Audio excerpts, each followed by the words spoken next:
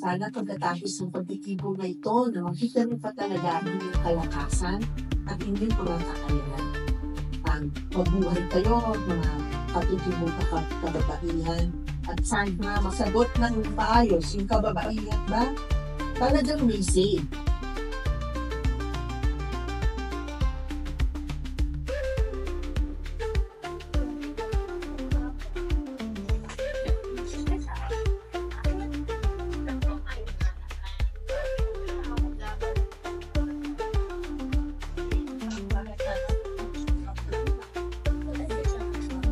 Nakikinig pa rin ba yun? Yes. Ay, lalaki ito, may tutulog na sa pag... okay. Oo.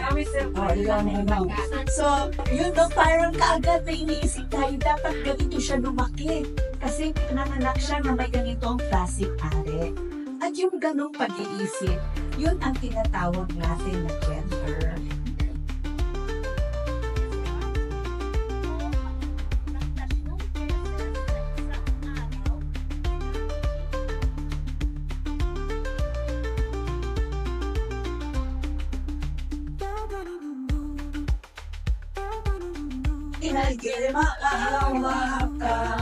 Ano sa palagi mo sinagis ang sagot at minisis?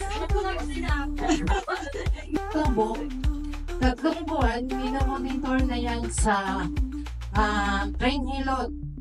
At saka, may ritual na ginagawa. Yan ang ginawa namin doon sa amin. Kaya kami na, hindi kami nagpapataas na kamay para magtanong kung ano pa yung dapat naming matutunan.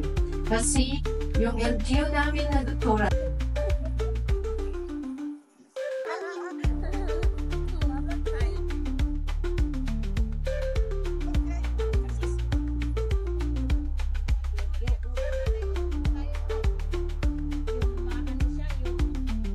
so sana hindi kami umabot sa putok nun.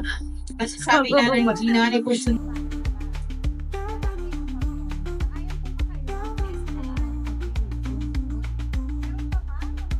yung gabayan dahil naging empower na din po tayo. Kahit mga kababaining natutugi tayo. Para mawala po yung love sa ibang mga kasapitan.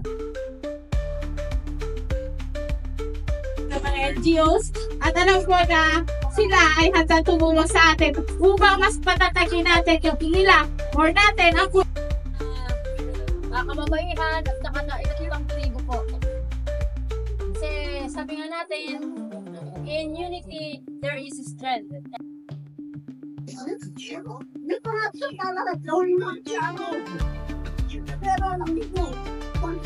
Para mga kaalaman kung ano yung naituro dito, sana maipaabot din namin o mapaabot din namin sa kanila yung mga kaalaman na natutunan. Doon na sa susunod na National Games Camp, doon naman sa aming salita na.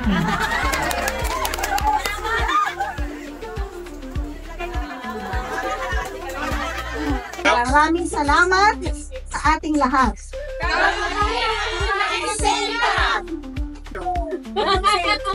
Thank you.